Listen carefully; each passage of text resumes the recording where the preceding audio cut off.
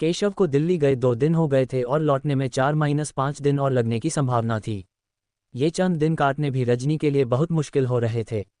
केशव के बिना रहने का उसका ये पहला अवसर था। बिस्तर पर पड़े पड़े आखिर कोई करवटें भी कब तक बदलता रहेगा, खींचकर उसे उठना पड़ा था। रजनी ने घड़ी में समय देखा, 9 बज गए थे और सारा घर बिखरा पड़ा था। केशव को इस तरह के बिखराव से बहुत चिढ़ थी। अगर वह होता तो रजनी को डांटने के बजाय खुद ही सामान सलीके से रखना शुरू कर देता और उसे काम में लगे देखकर रजनी सारा आलस्य भूलकर उठती और स्वयं भी काम में लग जाती। केशव की याद आते ही रजनी के गालों पर लालिमा छा गई। उसने उठकर घर को संवारना शुरू कर दिया। बिस्तर की चादर उठाई ही थी कि एक बंद लिफाफे पर रजनी की नज़र टिक गई। हाथ में उठाकर उसे कुछ क्षणों तक देखती रही। माँ की चिट्ठी थी और पिछले 10 दिन से इसी तरह तकिए के नीचे दबी पड़ी थी। केशव ने तो कई बार कहा था, खोलकर पढ़ लो, आखिर माँ की ही तो चिट्ठी है। पर रजनी का मन ही नहीं हुआ। वह समझती थी कि पत्र पढ़कर उसे मानसिक तनाव ही होगा। फिर से उस लिफाफे को तकिए के नीचे दबाती हुई वह बिस्तर पर लेट गई और अतीत में विचरण करने लगी। माँ का नाराज होना स्वाभाविक था, परंतु इसमें भी कोई शक नहीं कि वे रजनी को बहुत प्यार करती थीं। माँ कहा करती, मेरी रजनी तो परी है। अपनी खूबसूरत बेटी पर उन्हें बड़ा नाज था। पास पड़ोस और रिश्तेदारों में हर तरफ रजनी की सुंदरता के चर्चे थे। सिर्फ सुंदर ही नहीं, वह गुणवती भी थी। माँ ने उसे सिलाई कढ़ाई, चित्रकला और नृत्य की भी शिक्षा दिलाई थी। रजनी के लिए तब से रिश्ते आने लगे थे जब वह बालिग भी नहीं हुई थी। पिताजी सिर्फ रजनी की पढ़ाई की ही चिंता करते, पर माँ का तो सारा ध्यान लड़के की तलाश में लगा था। ये तो अच्छा था कि उसके लिए जो भी रिश्ते आए उनमें से कोई भी लड़का माँ को पसंद नहीं आया था। आस पड़ोस और रिश्तेदारों के सामने रजनी की सुंदरता का बखान करते हुए माँ कहती, कुंवारी बेटी छाती पर बोझ होती है और वह अगर सुंदर होने के साथ साथ गुणी भी हो तो बोझ 2 गुना हो जाता है। रजनी के लिए योग्य वर ढूंढना बड़ा कठिन काम है। हम अकेले क्या कर लेंगे, आप भी ध्यान रखिएगा।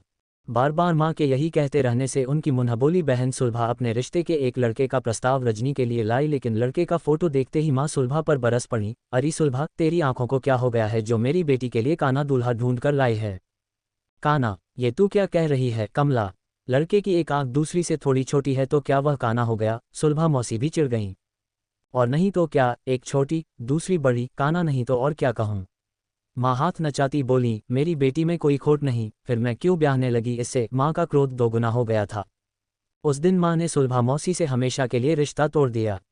इस घटना के बाद माँ रिश्तेदारों में इस बात को लेकर मशहूर होती गईं कि उन्हें अपनी बेटी की सुंदरता पर बड़ा घमंड है, इसीलिए बेटी के लिए जो भी रिश्ता आता है बस लड़के के दोष ही ढूंढकर निकालती रहती हैं। माँ का तनाव बढ़ रहा था, पर रजनी और पिताजी माँ की पीड़ा से अनभिज्ञ थे। रजनी जल्दी से जल्दी M.A. कर लेना चाहती थी। उसे स्वयं भी इस बात का डर था कि अगर माँ को कोई अच्छा लड़का मिल जाएगा तो उसकी पढ़ाई पूरी ना हो पाएगी। आखिर रजनी की M.A. की पढ़ाई भी हो गई, पर माँ अपनी तलाश में असफल ही रहीं। रजनी नौकरी करना चाहती थी तो पिताजी ने चुपके से उसे इजाज़त भी दे दी। उसने आवेदन पत्र भेजने शुरू कर दिए। इस बीच उसके लिए रिश्ते भी आते रहे। अब तो उसकी सुंदरता के साथ साथ पढ़ाई को भी ध्यान में रखा जाने लगा, जिससे माँ की परेशानी और बढ़ गई। जब रजनी के लिए कानपुर के एक कॉलेज से व्याख्याता पद के लिए नियुक्ति पत्र आया तो माँ और पिताजी के बीच जमकर झगड़ा हुआ और अंत में माँ का निर्णयात्मक स्वर उभरा, रजनी नहीं जाएगी। क्यों नहीं? माँ के निर्णय का खंडन करते हुए पिताजी का प्रश्न सुनाई दिया।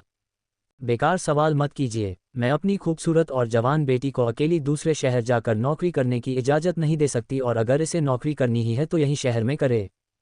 कमला, समझने की कोशिश करो। रजनी अब छोटी बच्ची नहीं रही, और फिर अच्छी नौकरी बार बार नहीं मिलती। तुम यह न समझना कि मैं उसका पक्ष ले रहा हूँ। वह अपना फैसला खुद कर चुकी है और हमें उसके निर्णय में दखलंदाजी का हक नहीं है, पिताजी ने माँ को समझाते हुए कहा। क्यों नहीं है हक? क्या हम उसके कोई? अब माँ का स्वर भीग गया था। रजनी का दिल भर आया। माँ उसकी दुश्मन नहीं थी, पर रजनी भी हाथ आया मौका खोना नहीं चाहती थी। धीरे से उसने माँ के कंधे पर हाथ रखते हुए कहा, माँ, मैं अपने पैरों पर खड़ा होना चाहती हूँ, मुझे मत रोको। रजनी के हाथों को अपने कंधों से झटकते हुए माँ पिताजी पर ही बरस पड़ी। देख लीजिएगा, आपकी लाडली हमारी नाक कटवा कर ही मानेगी। दूसरे शहर में कोई रोक टोक न रहेगी, अपनी मनमानी करती फिरेगी। घर की इज्जत मिट्टी में मिल गई तो सिर पीटने से कोई फायदा नहीं होगा। माँ अनाप-शनाप कहे जा रही थीं और पिताजी सिर थामे सोफे पर चुप बैठे थे। रजनी उन्हें अकेला छोड़कर कमरे से निकल गई थी। माँ की लाख कोशिशों के बावजूद पिताजी ने एक बार भी रजनी को जाने से मना नहीं किया। नए शहर, नए माहौल और एक नई व्यस्तता भरी जिंदगी में वह अपने आप को ढालने का प्रयास करने लगी। देखने में रजनी स्वयं एक छात्रा सी लगती थी। अपने से ऊंचे कद के लड़कों को पढ़ाते समय प्रायः वह घबरा सी जाती थी। लड़के उसके इसी शांत और दरेरे से स्वभाव का फायदा उठाकर उसे छेड़ बैठते और तब बेबस रजनी का मन होता कि नौकरी ही छोड़ दे। कभी भी तो वह अपने आप को बेहद अकेली महसूस करती। कॉलेज के अन्य प्राध्यापकों से वह वैसे भी घुल मिल नहीं पा रही थी, बस अपने काम से ही मतलब रखती थी। एक दिन कुछ शरारती छात्रों ने कॉलेज से लौट रही रजनी को रास्ते में रोक लिया। हल्की सी बूंदाबांदी भी हो रही थी और लग रहा था कि कुछ ही मिनटों में जोरों की बारिश शुरू हो जाएगी। ऐसे में अपने आप को इन लड़कों से घिरा पाकर उसे कंपकंपी छूटने लगी। मैडम, आज आपने जो कुछ पढ़ाया वह हमारी समझ में नहीं आया, कृपया ज़रा समझा दीजिए, एक छात्र ने उसके समीप आकर कहा। क्यों, कक्षा में क्या करते रहते हैं आप लोग? चेहरे पर क्रोध भरा तनाव लाने का असफल प्रयास करते हुए रजनी ने पूछा। दरअसल मैडम, हम कोशिश तो करते हैं कि पढ़ाई में ध्यान दें, पर आप हैं ही इतनी सुंदर कि पढ़ाई भूलकर बस आपको ही देखे चले जाते हैं, दूसरे छात्र ने कहा और जैसे ही उसने अपना हाथ रजनी के चेहरे की ओर बढ़ाया, एक मजबूत हाथ ने उसे रोक लिया। प्रोफेसर केशव को पास पाकर रजनी को तसल्ली हुई। कल सवेरे आप सब प्रिंसिपल साहब के कक्ष में मुझसे मिलिएगा। अब फूटिए यहाँ से। प्रोफेसर केशव के धीमे किंतु आदेशात्मक स्वर से सभी छात्र वहां से खिसक गए। रजनी चुपचाप केशव के साथ चल पड़ी। वैसे रजनी कई बार उनसे मिल चुकी थी, पर ज्यादा बातचीत कभी नहीं हुई थी। कहाँ रहती हैं आप? केशव ने चलते चलते पूछा। हॉस्टल में, रजनी ने धीमे से कहा। पहले कहाँ थीं? जयपुर में। फिर दोनों के बीच एक गहरी चुप्पी छा गई। वे चुपचाप चल रहे थे कि केशव ने कहा, आप में अभी तक आत्मविश्वास नहीं आया है। आप पढ़ाते समय इतना ज्यादा घबराती हैं कि छात्र छात्राओं पर गहरा प्रभाव नहीं छोड़ पाती। जी, मैं जानती हूँ, पर यह मेरा पहला अवसर है। कोई बात नहीं, प्रोफेसर केशव मुस्कुरा दिए थे, पर अब ये कोशिश कीजिएगा कि आत्मविश्वास हमेशा बना रहे। वैसे उन छात्रों से मैं निपट लूंगा, अब वे आपको कभी परेशान नहीं करेंगे। रजनी ने एक बार सिर उठाकर उन्हें देखा था। आकर्षक व्यक्तित्व वाले केशव के सांवले चेहरे का सबसे बड़ा आकर्षण था उनकी लंबी नाक। रजनी प्रभावित हुए बिना न रह सकी। उस रात रजनी ढंग से सो भी न सकी। लड़कों की शरारत और केशव की शराफत का ख्याल दिमाग में ऐसे कुलबुलाता रहा कि वह रात भर करवटें ही बदलती रही। उसे लगा कि वह केशव की मदद को आजीवन भूल न सकेगी। दूसरे दिन रजनी केशव से मिली तो केशव के चेहरे पर उस घटना की याद का जैसे कोई चिन्ह ही नहीं था। रजनी के नमस्कार का जवाब देकर वे आगे बढ़ गए थे। धीरे धीरे रजनी का केशव के प्रति आकर्षण बढ़ता चला गया। केशव ने कभी भी यह जताने की कोशिश नहीं की थी कि रजनी की मदद करके उन्होंने कोई एहसान किया हो। रजनी जब भी केशव को देखती, अपलक उन्हें देखती रह जाती। उसे इस प्रकार अपनी ओर देखते हुए पाकर केशव धीरे से मुस्कुरा देते और यही मुस्कुराहट एक तीर सी रजनी के हृदय को भेद जाती। धीरे धीरे रजनी का यह आकर्षण प्रेम बनकर फूटने लगा तो उसने निर्णय लिया कि वह केशव के सामने विवाह का प्रस्ताव रखेगी। एक दिन रजनी ने प्रोफेसर केशव को दोपहर के खाने का आमंत्रण दे दिया। होटल में रजनी केशव के सामने यही सोचकर झेंपी सी बैठी रही कि वह इस बात को कहेगी कैसे। सोचते सोचते वह परेशान सी हो गई। क्या बात है रजनी? केशव ने बातचीत में पहल की। तुम खामोश क्यों हो? रजनी चुप रही। कुछ कहना चाहती हो? हाँ, क्या बात है? क्या फिर किसी ने परेशान किया? केशव ने शरारत और आत्मीयता से भरा प्रश्न किया तो रजनी की आंखों से आंसू बहने लगे। प्रेम की विवशता और शर्म की खाई के बीच सिर्फ आंसुओं का ही सहारा था, जो शायद उसके प्रेम की गहराई को स्पष्ट कर पाते। वह धीरे से बोली, मैं आपसे प्रेम करती हूँ और शादी भी करना चाहती हूँ।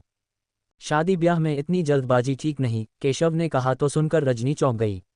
क्या केशव उसके प्यार को ठुकरा रहा है? तुम मेरे बारे में कुछ भी नहीं जानती, केशव ने आगे कहा, पहले जान लो फिर निर्णय लेना। शादी के बाद शायद मैं तुम पर बोझ बन जाऊं। कहते हुए केशव ने अपनी पैंट को घुटने तक खींच लिया। उसका घुटने से नीचे नकली पैर लगा था।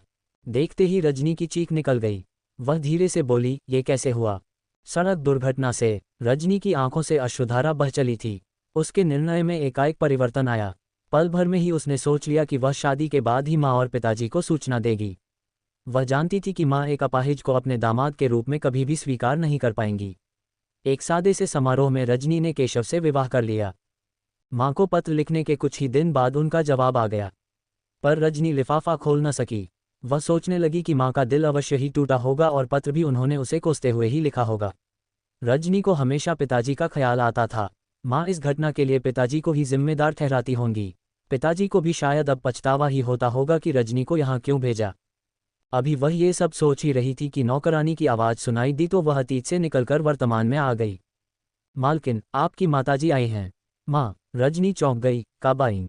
अभी कुछ देर पहले। नहा रही हैं। रजनी के मन में कई तरह के विचार आने लगे। माँ के आने से उसका मन शंकित हो उठा। न जाने वे क्या सोच कर आई हैं और केशव के साथ कैसा व्यवहार करेंगी। अचानक उसे लिफाफे का ख्याल आया। दौड़ते हुए गई और तकिए के नीचे दबे लिफाफे को खोलकर पढ़ने लगी। बेटी रजनी, नहीं जानती कि अगर तूने शादी के पहले मुझे ये बताया होता कि केशव अपाहिज है तो मैं क्या निर्णय लेती, पर बाद में पता चला तो थोड़ी सी पीड़ा सिर्फ ये सोचकर हुई कि अपने हाथों से तुझे दुल्हन ना बना सकी। धीरे धीरे मैं यह महसूस करने लगी हूँ कि तूने गलत निर्णय नहीं लिया है, बल्कि अपने इस निर्णय से यह साबित कर दिया है कि तू अपनी माँ की तरह शारीरिक सुंदरता को महत्व देने वाली नहीं, वरन हृदय की सुंदरता को पहचानने वाली पारखी है। तेरे निर्णय पर मुझे नाज है। मैं तुझसे मिलने आ रही हूँ। तुम्हारी माँ। रजनी को लगा कि मारे खुशी के वह पागल हो जाएगी। उसी तरह लिफाफे को तकिए के नीचे रखकर वह जोर से स्नानघर का दरवाजा पीटने लगी। जल्दी आओ ना माँ, तुम्हें देखने को आंखें तरस गई हैं। इतनी बड़ी हो गई है पर अभी बचपना नहीं गया, माँ का बुदबुदाता सा स्वर सुनाई दिया। रजनी को लगा कि माँ जल्दी जल्दी से शरीर पर पानी डालने लगी हैं।